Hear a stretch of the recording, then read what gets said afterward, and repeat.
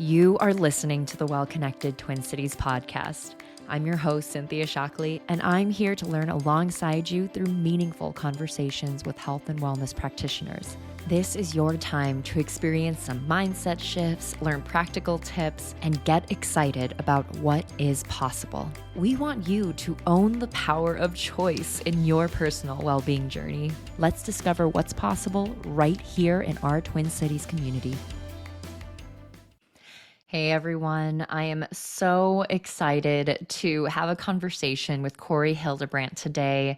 In this conversation, we talk about brain spotting and how it allows individuals to face their fears, anxieties, triggers, but practice mindful neutrality as they face these challenges.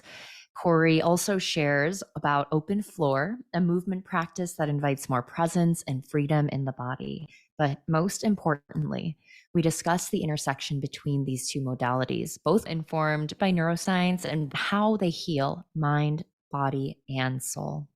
Sit back and enjoy this conversation with Cori Hildebrandt. Here we are with Cori Hildebrandt. So good to see you, Cori. Hi, Cynthia. I'm happy to be here. Yes, I know. I'm just feeling, we were talking about just a little giddy. Ooh, this is fun. We get to talk. I know our first conversation before this interview, too, there was just so much we were able to connect on. And so I'm really excited to be able to share with the well-connected listeners a little more about you and your journey, and then just what you're offering, because I think it's really unique and cool, and just the combination of what you're doing. Yeah. So let's start with just first. I know first and foremost, you are a therapist in your profession. So what drew you into this field? Tell us a little bit about that story. Sure. So I think I just naturally was always very curious at a very young age. And I loved asking questions. My mom will tell stories of when I was even a toddler and I would just walk up to random people and just be like, blah, blah, blah, and just ask them something completely random. And so I just have had a natural curiosity about people, I think. And then when I was in high school, I had an AP Psych class, and that was when I was really introduced to the study of psychology. And I just found it super fascinating. And when I did my undergrad at UW-Madison, I have a degree in psychology, and then I also studied criminal justice and business. And so I initially didn't, after graduating undergrad, I initially didn't go off into the world, into the field of psychology. I went more into the business world. And then around when I was 30-ish, I decided to make a career change, and it felt really important to me to be self-employed. And so I started thinking about ways that I could be self-employed and combine my interest in people with my interest in running a small business. And that was really where I landed on that therapy would be a good fit. And so I went to Adler Graduate School in Richfield at the time in Minnesota. Yeah. And so to go from corporate to the private practice, you said there's this interest in owning your own business, being in charge. I'm curious, what made you decide finally at in the 30s, like, I'm ready, this is time? Yeah. I think a huge piece of it was that I love to travel. And I was fortunate enough to take some planned time off where I traveled for several months at a time. And it just really woke something up in me where it was like, I don't want to be confined to a Monday through Friday, 9 to 5 kind of job, predominantly the most of the, majority of the year, like working on this schedule. Mm. And just really wanted the freedom and flexibility that I could find in self-employment so that I could travel. And a lot of my business is set up virtually at this point with the thought of I could be abroad or I'm still able to work and maintain my business without having to be like at home.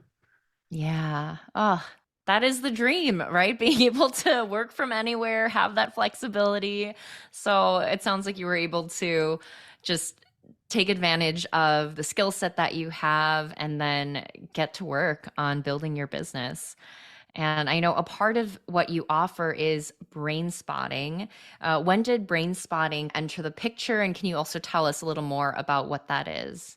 Sure. So I was introduced to brain spotting several years ago. I had reached out to a local EMDR therapist to do my own therapy, my own EMDR work. And So I had made an appointment with this woman I had researched. And in our first meeting, she had just said to me, "Have you ever heard of brain spotting?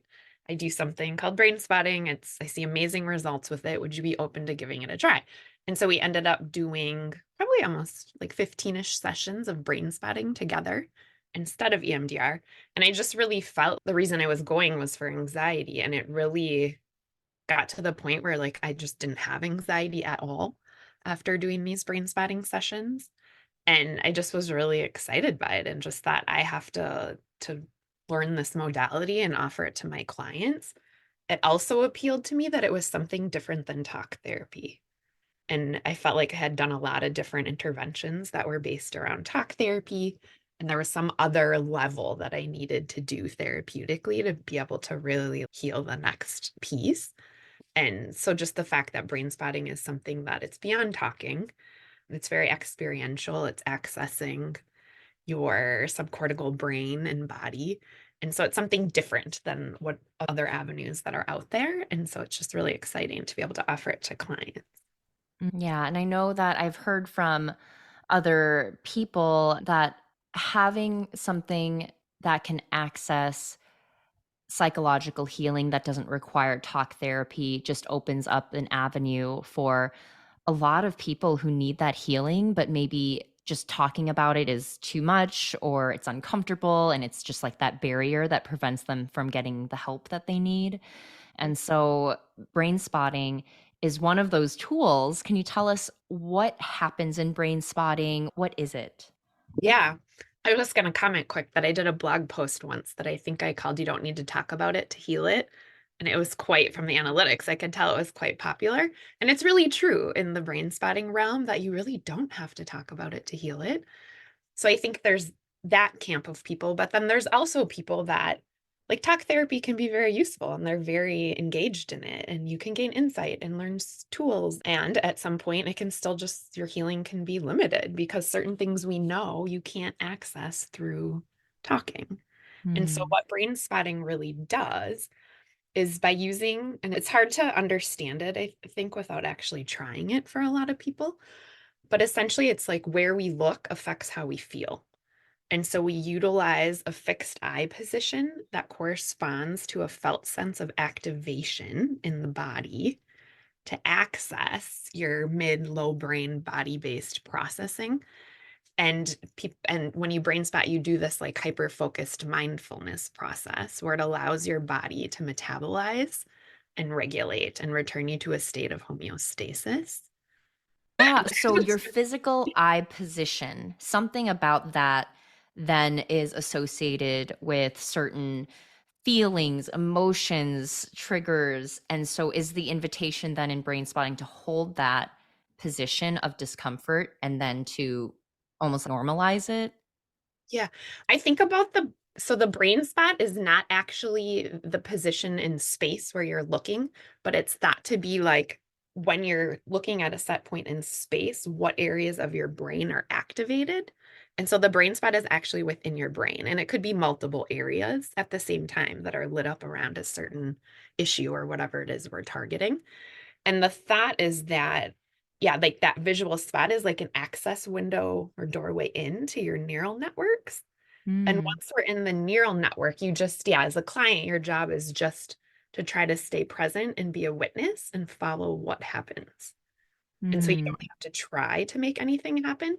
A lot of times I talk about as kids, there's those coloring book pages where they were numbers, where it'd be like you'd have to go from like the one to the two to the three to the four, the dots and connect them to get the picture. So uh-huh. I think about like the brain spot where we start is the one, and we don't know where the two might be, the three, the four, the five, the six, but we just follow and we just 100% trust the system. Brain spotting works with an uncertainty principle. And so, very much, we just embrace this like, we don't know, like, we do not know what will happen. And that can be a hurdle for clients to get over in doing this work. But if they're able to just sit with and relinquish any sense of needing to force or make something happen and just observe and attend to what happens, it's very powerful what will come up for people, Mm, what the process can look like. And from person to person and session to session, it can be very different. yeah. Gosh, I'm curious because there are these different experiences. Can you speak to any specific experiences maybe you've seen in your clients when they do brain spotting? You mentioned for you, it helped you relieve anxiety and that you realized after a few sessions that you weren't feeling that anxiety anymore. Um, do you have any other examples so that we Yeah. can, see what else, what happens? What can people experience? Yeah. So, yeah, using this, and I want to just say this, that brain spotting is considered a complete psychotherapy intervention model. It's considered a Mhm. relational neuroexperiential model that was discovered by David Grand. And what I've seen, people, sometimes ask, what can you brain spot? You literally can pretty much brain spot anything as long as there's some kind of felt sense in the body, with the thought that being numb is a sensation or being disassociated is a sensation. But I've seen it do, like, for grief, if somebody's stuck in a complicated grief response, even with one session of brain spotting where there's been a shift where they're able to just start grieving in a really healthy way. I've worked with clients that have chronic pain types of issues, whether it's like migraines or other different neurological types of conditions, that once they start doing some brain spotting around it and some trauma things, and just this chronic pain will really dissipate or even really resolve itself. I've seen it work really well for clients that really have pretty like active suicidal ideation, where all of a sudden there'll be like this shift where they are able to connect to some meaning or purpose in living for themselves. And it just wakes them up in a way that they just know something differently in their core, and they just start engaging in life again in a different way. I do quite a bit of work with it around anxiety and panic, where it really can seem to people just start not really, panic attacks will stop essentially or be way less frequent. Clients that have more agoraphobic type symptoms, where they maybe don't leave their house, or if they do, it's with a lot of distress. Like, I've had a few clients where they've been able to be back out in the world, get jobs again, be engaged in living in ways that they just hadn't for years. It's amazing. Yeah. And Yeah. I feel like the theme that I'm hearing arising is that brain spotting is this tool that allows people to maybe face some of the discomforts in life and in how they're psychologically experiencing life. And like you said, reaching that homeostasis, right? Where it's more neutral, it's not something that's activating, so that whether it's agoraphobia, whether it's anxiety, whether it's grief, it doesn't feel so insurmountable, so that they can go out in the world and move through that with ease. Yeah, and I think a lot about what is health and what is healing. Our bodies want to be at ease. We want to be a well-functioning system where all aspects of self are integrated. And yet things happen in life where we have dysregulation and we suffer injuries, like physical, psychological, emotional injuries and things that create cracks in the system.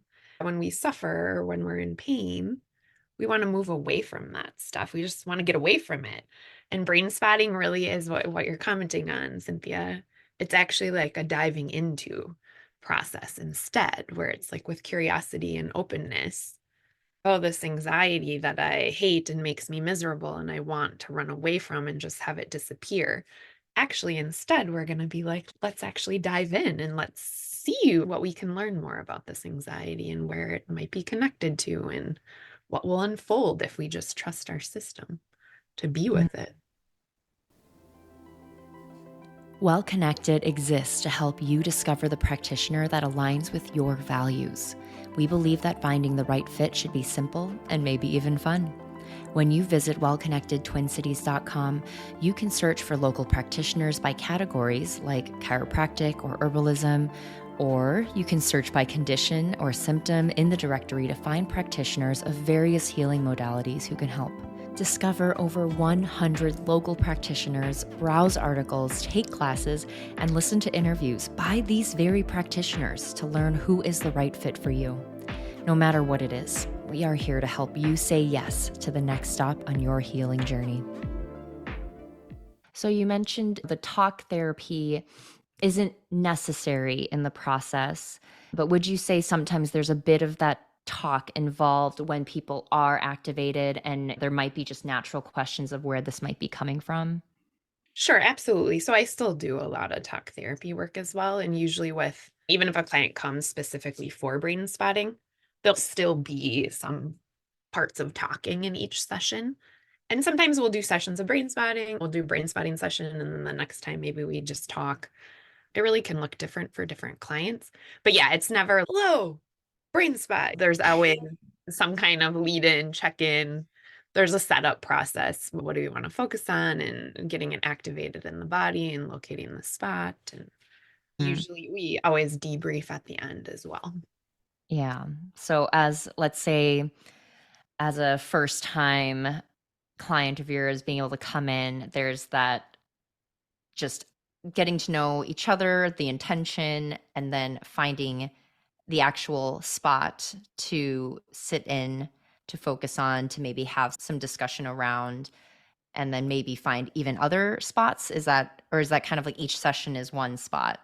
Yeah, that's a good question. Usually we'll in one session we'll target one issue, and there might be multiple spots, so there's different setups that I utilize. And clients also too, they're free to do whatever they want. So I know the listeners can't see this, but I'm showing Cynthia my telescoping pointer. But yeah, once we start on a spot, if a client just they just shift internally, or I'm going to look over here whether they're aware or not, that's totally fine. So someone Mm, might touch on multiple brain spots in one session, or there's a rolling setup where we intentionally do touch on a lot of different spots in the session.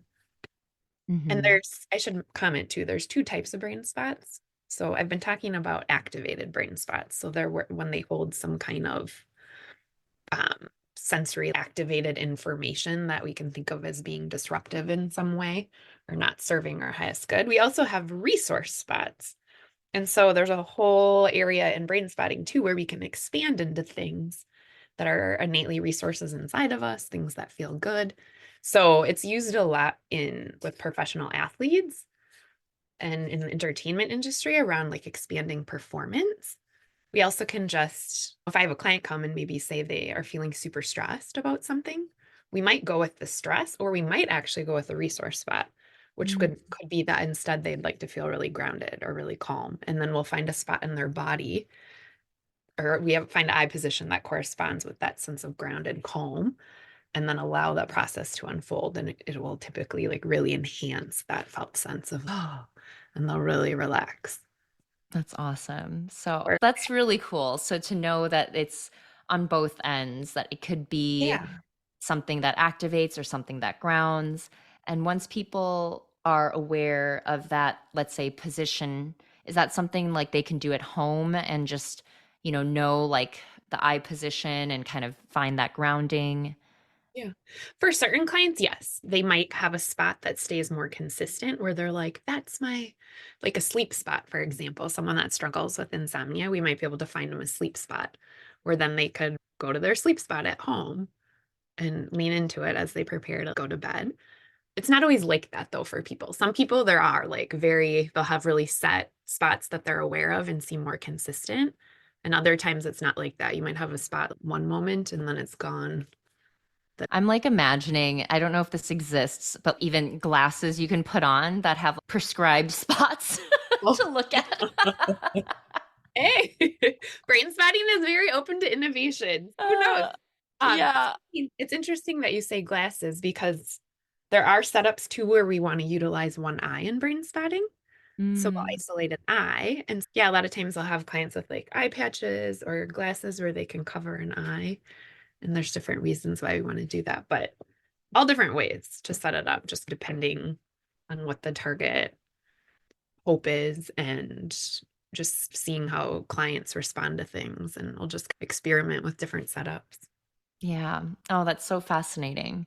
And I Mm. know you mentioned you originally went to your therapist in the past for EMDR, and then she's like, actually, do you want to try brain spotting? What would you say is like the difference between EMDR and brain spotting? Because, yeah, I'm also a certified EMDR therapist, and I've practiced EMDR for a lot of years. But at this point, I predominantly do brain spotting. And I think they're both great modalities. How come I'm leaning more towards brain spotting is because there's a lot less setup to it. And EMDR can be more cautious about what kind of issues they're willing to work with. And there might be a lot more resourcing sessions that need to happen before Mhm. somebody would be ready to really do the EMDR. Like a lot of people are familiar with the bilateral stimulation or the eye movements that are used in EMDR. It could take someone 2 years to be ready to actually do that reprocessing Wow. part of EMDR that people think of as EMDR. Where brain spotting typically, because the whole point of it is to regulate you, there's a lot more, yeah, possibility to just get with it and see what your system does. So it's Mhm. possible that I could do a first session with a client as an intake and kind of set up, and then we could brain spot a second session. Mhm. And I I also see. find that, yeah, clients just seem to respond really well to brain spotting. Mhm. And it's so great that you can offer it virtually too, and it's Yeah. clearly effective. Yeah, yeah. Both EMDR and brain spotting transition really well into a virtual environment. And we discovered that with the pandemic. But yeah, and there are certain clients or certain situations where I still do use EMDR as well. Like Mhm. EMDR works really well for single incident trauma. Or sometimes the thought of, because when we brain spot, I like to keep people on a spot 30 plus minutes. And so for some clients, just this sitting with this spaciousness or just with curiosity for that long can be challenging. And so EMDR has a lot more stop points and checking in periodic, like even every minute. And so there's a lot more happening in it in that way as far as interaction between us. So it Okay. for certain Yeah. clients to Yeah, work better. very cool. I know we had talked about brain spotting briefly, but I feel like I have a much better understanding of it now, digging into some of this. So hopefully, this is more clear for anyone listening who wants to learn more or is curious. And we'll have links in the show notes to learn more and also to connect with Cori. But I also want to touch on something you and I got really excited when I heard that you are also training to teach something called open floor.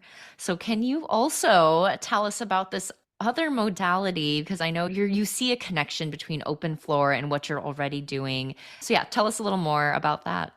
Sure. So Open Floor International is an organization based out of California, and they teach like a resource-based mindful movement conscious dance practice. And maybe I could just tell my story of how I was introduced to this. Yes. Oh, I very much am a self-professed like non-dancer. Was somebody that never was comfortable really in my body. If I would have been invited to dance at a wedding, I may have just turned down the invite. And so it was really fascinating to me that probably maybe almost was 10 years ago. I was at a retreat in Sedona, and they had this piece where it was, at the time I didn't even know what you would have called it, but it was like dancing, just this like free dancing. And they had this style where it was pretty aggressive and militant, where it was like just like screaming at us. And it's this room of, there are probably like 50 of us, just like full on 100% energy, like out of control, like moving. And it was just this thing that once I pushed through the like awkwardness and the vulnerability and that self-consciousness, and they were just like, let's never go back. I just let go, and there was this sense of freedom on the other side of that where it just lit something up inside of me where I was like, oh, I need to find this at home. And so when I came back to the Twin Cities area, I just was Googling online, and I found Teresa Reed is an open floor teacher out of the cities that owns Rooted and Rising. And so I started doing classes with her. And then when the pandemic hit, I realized that one of the founders of Open Floor was doing a virtual class once a week. And so I started doing Kathy Altman's virtual class. And then they had a teacher training application process that was opening. And it just felt very right to me. I had contemplated over the years doing like yoga training but this was just like a definite, yes, I'm meant to do this. And you And got to so, follow that. You got to follow that yeah, yeah. intuition. Yeah, it's been yeah, it's a 2.5 year training program, and I'm in a cohort with about 30 other teacher trainers from around the world, which is really fun. and I'm closing in. I should be graduating in March, so I'm getting close to the end. And I will be the first open floor teacher in the state of Wisconsin. Wow, that's exciting. Yeah. Yeah, and maybe I can share just a little bit more about what open floor, like how a class might look. Yeah, I would love to 'Cause, hear yeah, that. the dancing that I did in Sedona when I'm talking about just the like full on wild chaos, that is not necessarily open floor. The open floor was very intentionally designed, and there's a whole curriculum to it that was brought together by world kind of experts in neuroscience and experiential arts and psychology and embodiment. And so there's a real structure and there's real intent and purpose to it. And so we very much, it's an embodiment practice. And so it's all about connecting with your physical body, being present to your emotional body, your thinking mind, spiritual body. Where there are some dance practices out there that definitely they go for that like disassociative, like losing yourself kind of thing. Open floor is very much about staying with yourself. Yeah, and in the instruction, how are you trained to help people stay with their body and with their movement? Yeah, so open floor, we out so there's certain parts of the structure to every class that'll be the same. And so usually there's like a slower entry that I do in my classes. And so there's a lot of times there'll be more of like a meditative piece at the beginning. And then a really like gentle invitation to movement. And so it's never just like dance. So you do absolutely do not have to be a dancer. I love it when people come who aren't comfortable dancing. I think those are the like people exactly that should be trying open floor. But yeah, it's just like drawing attention. We always use an embodied anchor in each class. And so I'll come back to whatever the anchor is again and again. I'm teaching a Mm. class on Saturday night. We're going to use hands. And so we'll just come back to that theme of like hands over and over, playing with it in different ways, like visually, like somatically, sensation wise. So that's one way that it keeps us anchored in our bodies is that we actually use an embodied anchor each. Mm. And there's, yeah, like we do explorations. So sometimes there'll be like individual exploration exercises, or we might partner, or we might work in the group body. And always just, yeah, connecting back to what the theme is, like connecting back to being present in your body. What are you noticing? Amazing. And so I know I'm seeing a bit of this connection between brain spotting, open floor. Can you share your thoughts on the intersection between these two healing modalities? Yeah. Yeah, I really think they're both different avenues of how to connect with yourself. There are different practices, how to attend, how to be aware to what's happening, how to notice, how to cultivate a sense of connection to yourself, to others, to spirit, how to increase capacity or how to make more space in your system so that you can be more flexible rather than rigid, or more open rather than closed, more courageous rather than scared. They're just, yeah, these ways to just expand. And also, I think about really just driving at connecting to that essence, like our true nature of who we really are at the core. But they're Mm. both very much spiritual practices. And that's something I don't think I commented on that about brain spotting, but that's something really cool that'll come through for a lot of people in sessions too, is the spiritual piece or connecting to something beyond themselves. And that will happen on the dance floor for people as well. Mm. I love that aspect of integration. Just that both of these modalities, you mentioned that neuroscience informed these modalities, and yet they are tools to access soul work and to bring all of it together. So I just think that's really beautiful. And just so great that you're now adding to your toolkit of things that you will be able to offer. Yeah, they both have an East meets West kind of sensibility to them, where it's like encompassing like the best of both worlds, right? For wholeness and health. I love that. And then, It yeah, is. and It's I'm it's going, just it all comes together. It really does. And it's beautiful that you are really tuned into the importance of bringing it all together. This is not just purely about the psychology, it's mind, body, spirit, all of it together, east, west, all together. I just know, especially the Well Connected Twin Cities community, we believe in integrative care and the power of that to really heal the whole person. And if someone listening is, hey, Cori sounds really cool, I want to work with her, whether it's for brain spotting, for open floor, for anything else, what does that process look like? Yeah. So my website, corianderlivingcollective.com, I would say is a great resource. And so you can go on there and learn more about brain spotting. If you're wanting to schedule a brain spotting session, you can always reach out for a free consultation. Or I actually have an online scheduling tool where you can initiate and select an appointment through my website. When we do brain spotting work, it is considered you becoming a psychotherapy client. And so there's intake paperwork that I electronically send out. And then we'll do our first intake session, talk about goals, like how we'll work to meet those goals. And then we can get to work on really just, yeah, helping you like accomplish what you're hoping to change in your life. And then for open floor, I always list on my website as well and on my Coriander Living Collective Facebook page any upcoming workshops. And so open floor classes will always be listed on my website. People can also join an email list. I always say I try not to be annoying. I send out emails just a handful of times a year to my email list. Um, but yeah, for open floor, a lot of times there'll be a pre-registration process, but then you just show up. Awesome. If there was just one takeaway, and I know it's always hard to say just one because we discussed a lot today, but if there was one takeaway that listeners left this conversation with, what would you hope it would be? Yeah, this actually feels easy to me.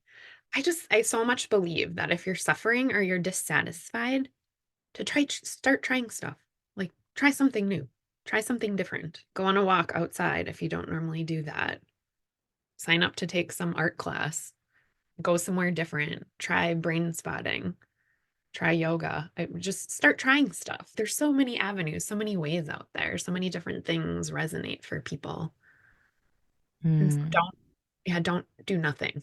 That's like my biggest advice is do something different. Try something new. Yeah, if you want change, you got to change it up. Yeah, don't do nothing.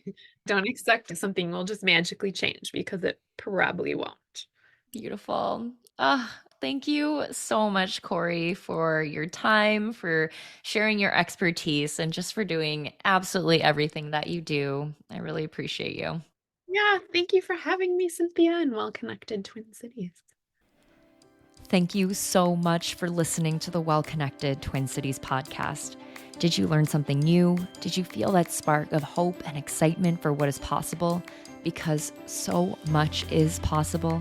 Tell us about it in a review on Apple Podcast. Not only would we absolutely love hearing from you, but these reviews help our ratings and help other curious minds like you find this resource. We are always better together. Thank you again, and see you next time.